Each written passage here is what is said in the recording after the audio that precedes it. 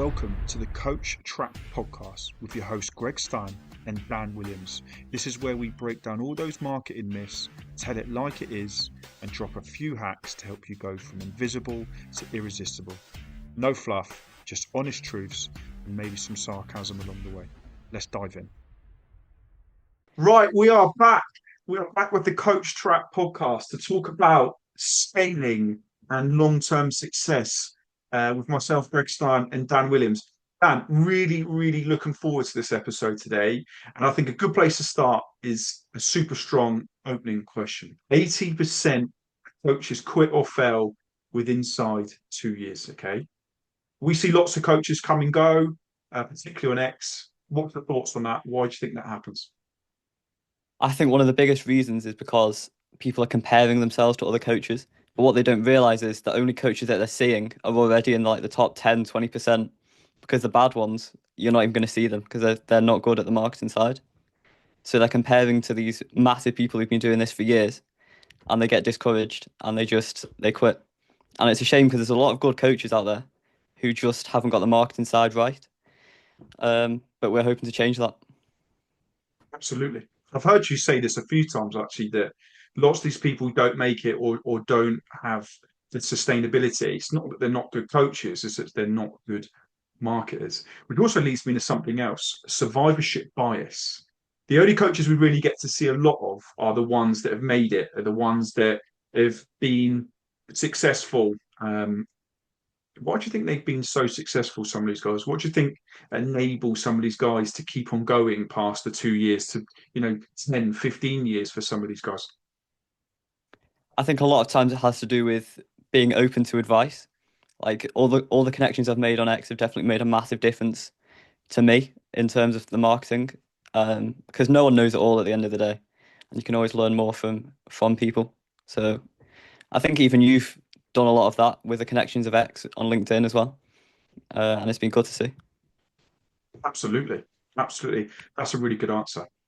I think one of the main reasons that coaches last compared to some of the ones that don't is they're prepared to change. Is that they're prepared to evaluate them, not just themselves, but relook at their niche, relook at the trends. I was talking to you just before we come on, and I was saying that, Tony Robbins started off with cassette tapes and now he does big talks and, big auditoriums and stadiums, etc.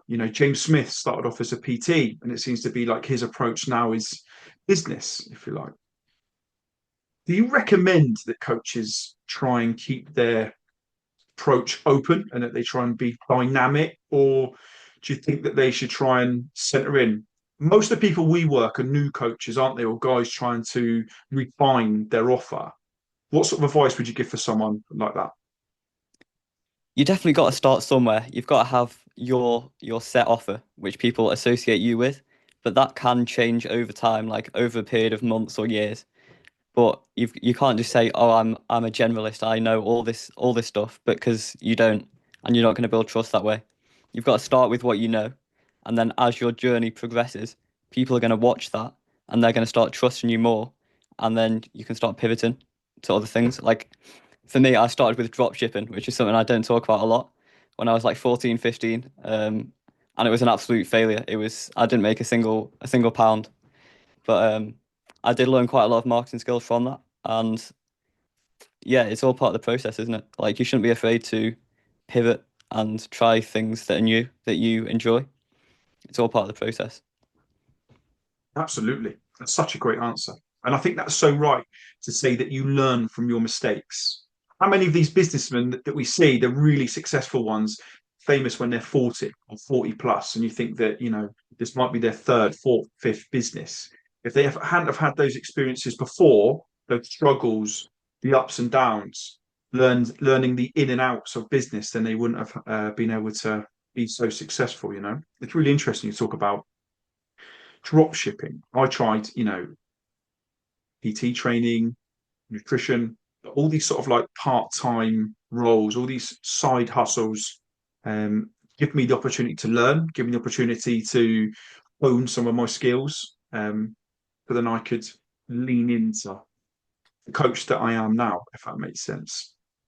I think a really good place to be moving on now, Dan, isn't it? Is any tips, any tricks for longevity and success, especially with maybe writing on X or LinkedIn? Any hacks that you would recommend?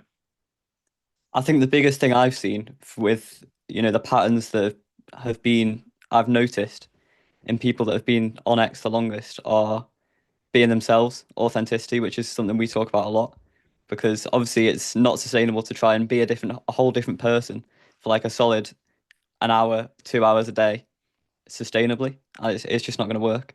And even if you do manage that, which you can't, you're not going to get on with the clients that you attract. So that's definitely a big thing. Um, and it's something that we've done quite a lot of as well. And we've stood out because of it. That's a really good answer. I always remember the guy that you spoke about that said he spends 5 hours a day marketing. 5 hours a day. If you think about that over 3 weeks, a month, 6 months, 9 months, 12 months, that is unsustainable. That is my biggest tip for any new coaches is to think about the amount of time that you spend on marketing that you can keep sustainable. That's why we developed the tick box formula, where 1 hour a day or 90 minutes every other day, and you're strict on yourself. And that's one thing that we've seen, Dan, isn't it? When we work with these coaches, especially the new ones that come in and they're overwhelmed, or they start with us and then they realize just how hard it is to keep this going over a sustained amount of time, you know? So maybe let's talk a little bit more about our tick box formula. Let's talk a little bit more about yours, Dan. What does your routine look like? For me, I try and keep it quite relaxed. I just go for about 20 to 30 minutes a day of engagement on my account, just commenting on ideally newer people. So you're getting those more connections and it's not staying stagnant. So it keeps you on your toes as well with seeing all the new content. And also DMs are a big thing. I think I procrastinated on them for a long time, like a good few months. But once I started sending them, I started seeing instant results. Like the DMs are where the connections are made. The content is just kind of the funnel for that. So I think people need to be more mindful of who they're connecting with as well, because who you the content you consume is going to influence the content you create. So it's quite interesting to see. That's a really good answer. So for me, with the tick box formula, where I shifted from being a part-time coach to a full-time coach, I made some real shifts. I made some real changes, not just to my approach, but most importantly to my schedule. I leave Mondays completely open. That is my day for discovery calls. I make sure that I take off one day a week, preferably a Friday or a Saturday, and I leave Sunday to podcasts. Okay. I learned that from something called the Eisenhower Matrix, where you look at what is the most important aspect of your week and you put that in first. Mondays for discovery calls, Sundays for podcasts, one day off. The other way I try to make my timetable sustainable was implementing the tick box formula and being really specific over what I do in those time periods to get maximum effect. So I'd start off with DMs first, and then cold DMs, and then content making. 20, 20, 20. With a 1 hour podcast or a 1 hour SoundCloud mix, which enables me to dial in. And then the first aspect that I go at is 20 minutes of DMs. X, LinkedIn, Instagram, doesn't matter. 40, 50, 60. If I don't get them finished in 20 minutes, I move on and I come to them the next day. I'm really strict. So I can stopwatch there, I follow it, I lock in, and I go for it. Almost like it's competing, almost like it's a cycle, which you do, Dan, isn't it? And then the next stage that I go for is the cold DM, where I look who's liked, who's commented, and then I reach out to them and I try and build those connections. And then the next thing is 20 minutes of content creation. If I don't get it finished, it's not the end of the world. I come back to it. I can make 6 videos in 30 minutes. I can make 3 reels and edit them in 15.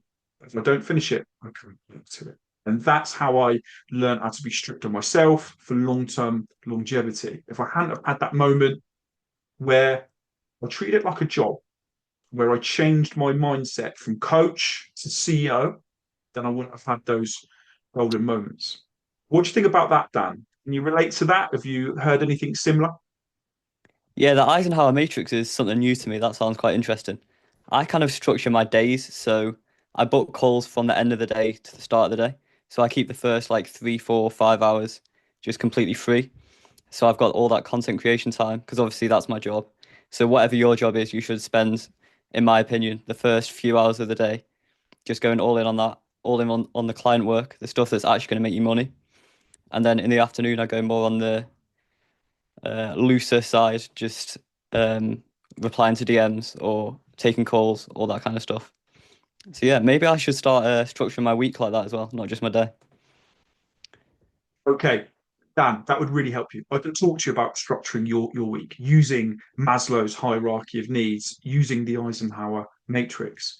Basically, how I started with this is it turns to me not just practicing what I preach, but doing it myself and implementing that in my everyday life. The first thing you do with the Eisenhower matrix is you look at every single activity that you do over a week. So for me, that's spending time with my wife, that's the football team that I run, coaching, cold outreach, sessions with you, podcasts, etc., etc.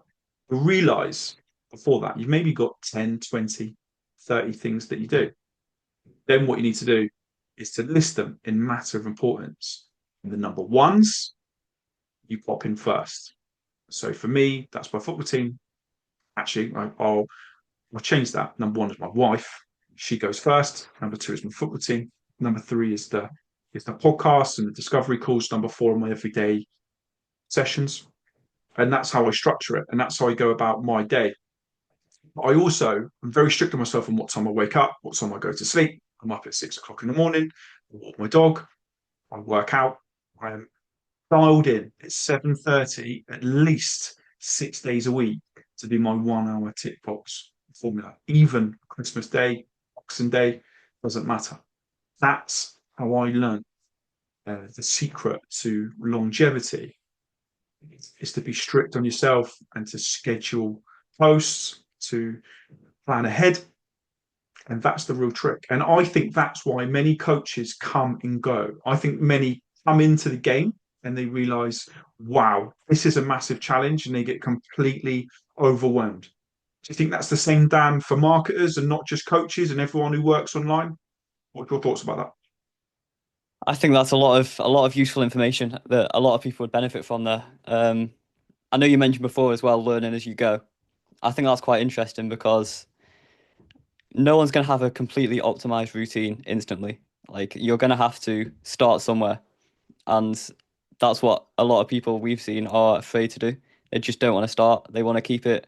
They want to start. If they want to start, it has to be optimized, but it's not going to be optimized. They've got to understand that, and it's different for everyone, isn't it? I think slightly. So you've got to see what works for you really, and go with that. Absolutely. Approach. It is different for everyone. I think that's absolutely perfect in the situation we're in. When I got into coaching, like I said, 10 years ago, I know this is one of the big questions that you wanted to ask me. I started off with the real basics: PT work, nutrition, life coaching, for example. Like most coaches go in with a generic approach, but then you realize that sometimes your niche finds you. When I really started and I went full time, I was a generic life coach. You realize it's such a saturated market and you're competing with Tony Robbins, people like that. But that's when that I realized there's other aspects of coaching, like relationship coaching, like career coaching, like mentoring other coaches, like we do that. If I haven't have had those experiences, if I've had those knocks and those falls, then those niches wouldn't have found me. I was flexible. And that's one of the biggest advices, Dan, isn't it? When we mentor other people, is be prepared to take on advice. If I hadn't have had that moment where I took on advice from you, Dan, and others, then I wouldn't have been able to turn it from a part-time job to a full-time job. And it's interesting that I called it a job as well. What's your thoughts on that? Yeah, it's different. Like I think a lot of people are overthinking. Like we've seen it a lot with our clients. They're just overthinking. They need to just start somewhere and go from there. I think I started as well on X as a Facebook ads guy, which is obviously is quite old-fashioned now. But back in the day, when Facebook ads were a good thing, I was marketing Facebook ads on X, which is quite weird to think about, but that's what I was doing. And I realized that I was getting more interest from the X side than the Facebook ad side. So I saw that something I was doing was working better than the main thing that I was trying to market, and I pivoted. And if I hadn't have done that, I would probably have been, I don't know, not in the position that I'm in now. So you've got to see what works and go from there. That's my opinion. Absolutely, Dan. It's such a good story. I think one thing that we can agree on is analysis paralysis. We see this a lot with coaches, don't we? We see this a lot with coaches, analysis paralysis, where they're overwhelmed with the market, overwhelmed with the possible opportunities, and there's too much going on. That's why taking advice and delegation is one of the greatest tips that I can give in coaching this market is be prepared to take advice, listen to what other people say, and to look at yourself from the outside in. And I think, Dan, this is one of the biggest issues that we see, isn't it? Especially on X, is lots of these people, they come in and they're like everyone else, and they realize this is difficult, it is saturated, the competition is high. And that also then goes back, doesn't it, to survivorship bias, why some of them survive, why you see Tony Robbins doing this for 20 years or whatever he's done, even longer, because he's adapted and he's changed. Dan, I think a good way to finish up with this is if you're a new coach and you're coming into this business, what would be your best advices for maybe planning ahead, for maybe setting small goals? But would you start big? Would you start small? What's your take homes for any new coaches listening to this? I think by now the listeners will realize that there aren't any shortcuts. You're going to have to turn up. You're going to have to be yourself, and you're going to have to see where it takes you, really, because the market's constantly changing. Your interests are probably constantly changing. So you can't really plan exactly ahead for, 10 years in the future because things are going to be quite different. So all you've got to do is do what works now and keep analyzing as well, which is something we talk about a lot. Um, and see what's working the best and just go with that. And you're going to see exponential growth from that. That would be my biggest advice. Absolutely. That's such a good answer. I think a good way to finish this podcast is to talk about a few stats that would really help people. I was reading this week that coaching, they predict, is going to go up by 2 billion every single year. We also know that there are at least 50,000 new ICF coaches that come into the business every year. We also know that 80 to 86% of them fail or quit within their first 2 years. So, a real difference between being the 10% for the ones that make it is to plan ahead, be prepared to take advice, delegate, but also consistency. Consistency. I think that's the real take homes from me, Dan, with becoming the 10%, isn't it, with the people that we mentor. Anything else you want to say, Dan, before we leave for today? Any other final tips for longevity? I think you said 2 billion in coaching. I think 1.5 billion of that is probably going to be from the top 1% or top 0.1% of coaches. And what they're doing differently is they're being themselves, which is a massive thing. And they're also kind of making it sustainable into the future because they don't want to burn out. They don't want to, stop enjoying the coaching. So that's a massive thing. Just enjoy it and make sure it's all sustainable and just turn up, find what works for you. And you're not gonna know that now. You're only gonna know that with experience, unfortunately. And that's the harsh truth from us, I think, yeah. Absolutely, Dan. The harsh truth of coaching, not as easy as you think it would be. And that's why so many fail. And the ones that survive aren't just good coaches, they're good marketers. And that's what we're about in the coach trap, isn't it? Is changing your mindset from a coach to the CEO of your own business. And I think that that's what this is all about. Dan, thanks very much for your time. Hope you enjoy your cycling. And let's speak again next week.